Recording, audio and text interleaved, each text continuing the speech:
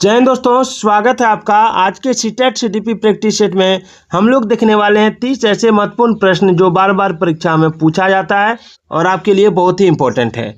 तो चलिए देखते हैं पहला सवाल। पहला सवाल है कि इसको थोड़ा जूम कर देता हूं। पहला सवाल है कि बच्चे के विकास में उसके परिवेश का जो प्रभाव उस पर पड़ता है उसे हम क्या कहते हैं? पालन पोषण, सामाजिक विकास, संवेगात्मक विकास या परिवेश के लाभ। तो देखिए उसे कहते हैं पालन पोषण। क्या कहते हैं? पालन पोषण। याद रखिएगा, पालन पोषण। ठीक है, क्या कहेंगे? पालन पोषण। चलिए अगला है कि परिवेश है, ठीक है, उसका प्रभाव यानी परिवेश का प्रभाव मानव के डैश और डैश दोनों चरणों में बहुत ही महत्वपूर्ण है। ऑप्शन है सामाजिक आर्थिक, समाज विद्यालय में शिक्षा या प्रसव पूर्व, प्रसव के उपरांत या परिवार और विद्यालय में विकास। तो देखिए इसका आंसर होगा ऑप्शन 3। ऑप्शन 3, ठीक है। क्या होगा कि परिवेश का प्रभाव मानव के प्रसव पूर्व और प्रसव के उपरांत दोनों चरणों में बहुत ही महत्वपूर्ण है। नेक्स्ट सवाल देखिए। नेक्स्ट है कि शारीरिक एवं मानसिक विशेषताओं का माता पिता से संतानों में हस्तांतरण आनुवंशिकता कहलाता है। तो आनुवंशिकता के संदर्भ में निम्न कथन किस विचारक का है? यानी ये जो कथन है, ठीक है, ये जो कथन दिया हुआ, ये कथन किस विचारक का है? तो देखिए यह जो कथन है यह है आपका जेम्स ड्रेवर का। किसका है? जेम्स ड्रेवर का। याद रखिएगा। चलिए 4 नंबर है कि माता पिता से संतानों को प्राप्त होने वाले गुणों को क्या कहते हैं? वंश, वंशानुक्रम, वातावरण या इनमें से कोई नहीं। तो देखिए इसको कहते हैं वंशानुक्रम। माता पिता से संतानों को प्राप्त होने वाले गुणों को वंशानुक्रम कहते हैं। अगला सवाल देखिए, बहुत ही इंपॉर्टेंट है अगला सवाल कि निम्नलिखित में से कौन सा किसी बच्चे पर आनुवंशिकता का प्रभाव है?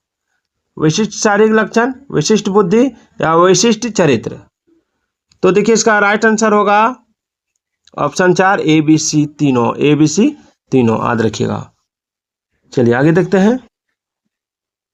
आगे आनुवंशिकता तथा वातावरण परस्पर। आनुवंशिकता तथा वातावरण परस्पर क्या है? एक दूसरे पर निर्भर है या एक दूसरे का पूरक है या एक दूसरे का सहयोगी है? क्या होगा? तो इसका आंसर हो जाएगा ऑप्शन 4। आनुवंशिकता तथा वातावरण परस्पर निर्भर, पूरक और सहयोगी है। चलिए 7 नंबर सवाल देखिए। 7वां नंबर सवाल है कि निम्नलिखित में से किस प्रकार के विकास पर आनुवंशिकता एवं वातावरण का प्रभाव पड़ता है? निम्नलिखित में से किस प्रकार के विकास पर आनुवंशिकता एवं वातावरण का प्रभाव पड़ता है? ऑप्शन है सामाजिक विकास, संवेगात्मक विकास, मानसिक विकास या शारीरिक विकास। तो देखिए इसका राइट आंसर होगा 4, यानी इन चारों पर पड़ता है। चलिए बालक के संपूर्ण व्यवहार की सृष्टि डैश और डैश की अंतःक्रिया द्वारा होती है। बालक का जो संपूर्ण व्यवहार है, ठीक है, उसकी सृष्टि किसकी अंतःक्रिया द्वारा होती है? देखिए यहाँ पर इसका आंसर है। इसका आंसर यहाँ पर है। इसका आंसर है आनुवंशिकता और वातावरण की क्रिया पर। ठीक है। चलिए 9 नंबर सवाल है कि बालक के सम्यक विकास के लिए निम्नलिखित में से किनका संयोग सर्वाधिक अनिवार्य है? ऑप्शन है उसके विद्यालय एवं परिवार, उसके वंशानुक्रम और वातावरण, उसके परिवार एवं समाज, उसके समाज एवं राष्ट्र। तो देखिए इसका आंसर होगा ऑप्शन 2, ठीक है, उसके वंशानुक्रम और वातावरण। चलिए वातावरण वह बाहरी शक्ति है जो हमें प्रभावित करती है, किसने कहा था? वुडवर्थ ने, रॉस ने, एनास्टसी ने या उपरोक्त में से कोई नहीं या किसी ने नहीं। तो देखिए इसका राइट आंसर होगा ऑप्शन 2, रॉस ने कहा था वातावरण वह बाहरी शक्ति है जो हमें प्रभावित करती है। तो यह बात रॉस ने कहा था। चलिए बच्चे उसी वातावरण में सीख सकते हैं जहां उनके अनुभवों एवं भावना को उचित स्थान मिले, है ना। चलिए 12 नंबर सवाल देखिए। 12 नंबर सवाल है कि आप दिल्ली के किसी केंद्र विद्यालय में शिक्षक हैं। आपकी कक्षा का एक छात्र अफजल हिमाचल प्रदेश का रहने वाला है तथा एक अन्य छात्र सुदीप केरल का मूल निवासी है। तो आप दोनों के रंग, रूप और स्वभाव आदि में काफ़ी विभिन्नता देखते हैं।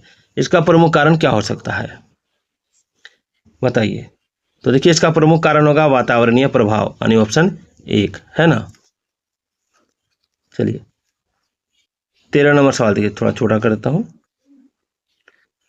13 नंबर सवाल कह रहा है कि बच्चे की आनुवांशिकता द्वारा निर्धारित सीमाओं के अंदर सर्वोत्तम संभावित विकास के लिए एक शिक्षक को क्या करना चाहिए। तो देखिए एक जो शिक्षक होता है उसे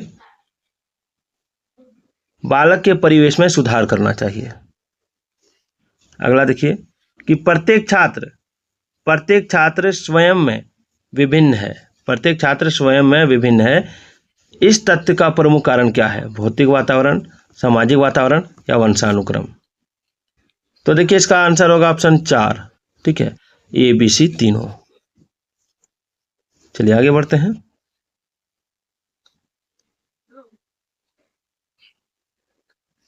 15 नंबर सवाल देखिए। 15 नंबर सवाल कह रहा है कि आपकी कक्षा का एक छात्र कक्षा में रोज अनुशासनहीनता करता है। आप इस समस्या के समाधान हेतु निम्न में से क्या उपाय अपनाएंगे। तो देखिए इसका राइट आंसर होगा उसके वंशानुक्रम तथा वातावरण का पता लगाकर उसका सही दिशा में मार्गदर्शन करेंगे। अगला है कि आज बाल अपराध की घटनाएं बढ़ती जा रही हैं। आज बाल अपराध की घटनाएं बढ़ती जा रही हैं जिसके कारण शिक्षण प्रणाली में जटिलताएं आ रही हैं। तो आपके अनुसार इसका प्रमुख कारण क्या है। ऑप्शन है दूषित वंशानुक्रम, दूषित सामाजिक वातावरण या दूषित परिवेश। तो देखिए तीनों इसका आंसर हो जाएगा, यानी इसमें जो आंसर होगा वो तीनों होगा। कूट में देखिए इसमें ये इसका आंसर होगा ए बी सी तीनों, है ना। चलिए 17 नंबर सवाल है कि निम्न में से कौन से वातावरण संबंधी कारक हैं जिससे बालकों के विकास में उसके परिवेश अर्थात परिवार, समाज तथा पास पड़ोस की महत्वपूर्ण भूमिका होती है। ऑप्शन है भौतिक कारक, सामाजिक कारक, आर्थिक कारक या सांस्कृतिक कारक। इसमें कूट दिया हुआ है तो इसका आंसर हो जाएगा आपका ऑप्शन 4, ठीक है, ए बी सी डी चारों।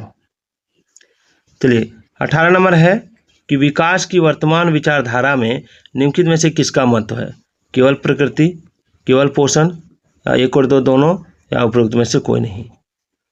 तो देखिए इसका राइट आंसर होगा ऑप्शन 3, एक और दो दोनों, यानी केवल प्रकृति और केवल पोषण। चलिए 19 नंबर देखिए कि आनुवांशिकता एवं वातावरण के बिना बालकों के विकास की कल्पना की जा सकती है। कथन है कारण दिया हुआ है कि उनके संदर्भ में कहा जाता है कि ये दोनों आपस में इस प्रकार से जुड़े हैं कि इन्हें पृथक नहीं किया जा सकता है। अब यहाँ पर कूट दिया हुआ है, देख सकते हैं ये कूट दिया हुआ है। तो इसमें जो है, ठीक है, इसमें आपका कारण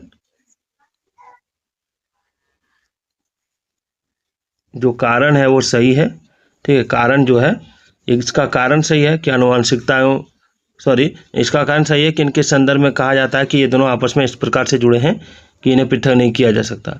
लेकिन कथन जो है ये गलत है। आनुवांशिकता वातावरण के बिना बालकों के विकास की कल्पना नहीं की जा सकती है, ये इसका आंसर होगा, ठीक है ना।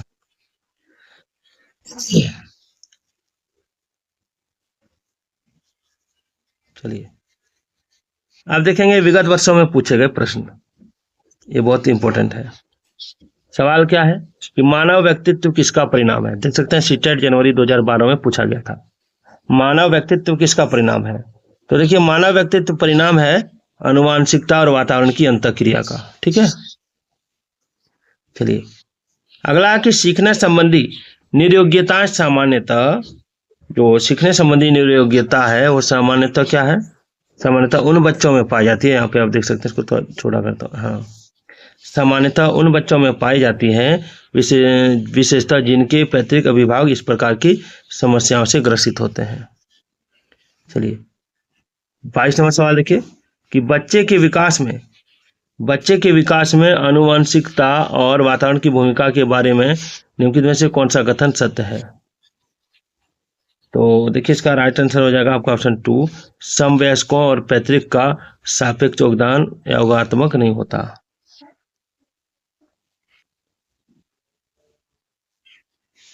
अगला है, निम्नलिखित में से कौन सा कथन सत्य है? तो देखिए इसका जो कथन सत्य है मैं डायरेक्ट बता देता हूं। इसका सही कथन है आपका ऑप्शन 1, आनुवंशिक बनावट व्यक्ति की परिवेश की गुणवत्ता के प्रति और प्रतियोगात्मकता को प्रभावित करती है। अगला देखिए, अगला सवाल है कि प्रकृति पोषण विवाद निम्नलिखित में से किससे संबंधित है? तो देखिए प्रकृति पोषण विवाद संबंधित है आपका आनुवंशिकी एवं वातावरण से। सीटेट सितंबर 2015 में पूछा गया है।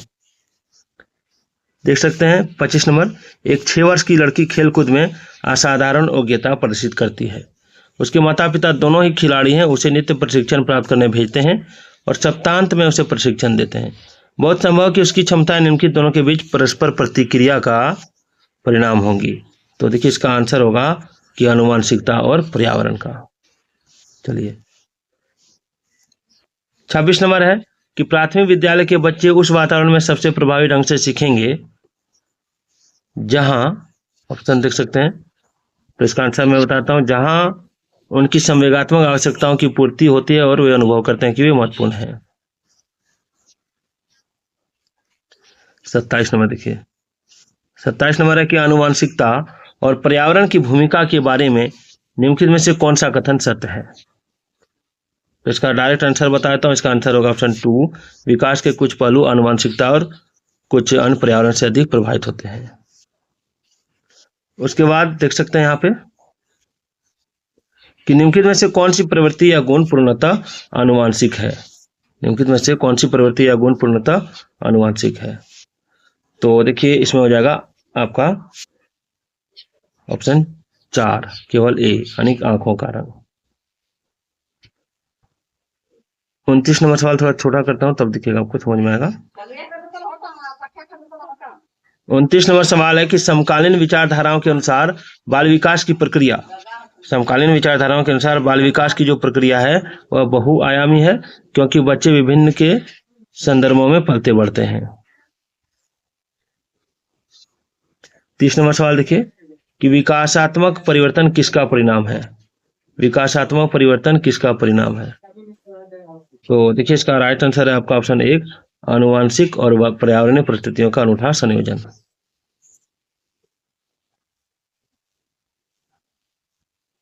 31 नंबर है, 31 नंबर सवाल देख सकते हैं आप कि अभिकथन ए, बच्चों के शारीरिक विकास में देरी के लिए पूरी तरह से उनकी आनुवंशिक बनावट को जिम्मेदार ठहराया जा सकता है। कारण है बच्चों के शारीरिक विकास के लिए वंशानुगत कारक के उत्तरदायी होते हैं। सही विकल्प चुने। तो देखिए इसका सही विकल्प हो जाएगा आपका ऑप्शन ए और आर दोनों गलत है। तो वीडियो कैसे लगी कमेंट जरूर कीजिएगा।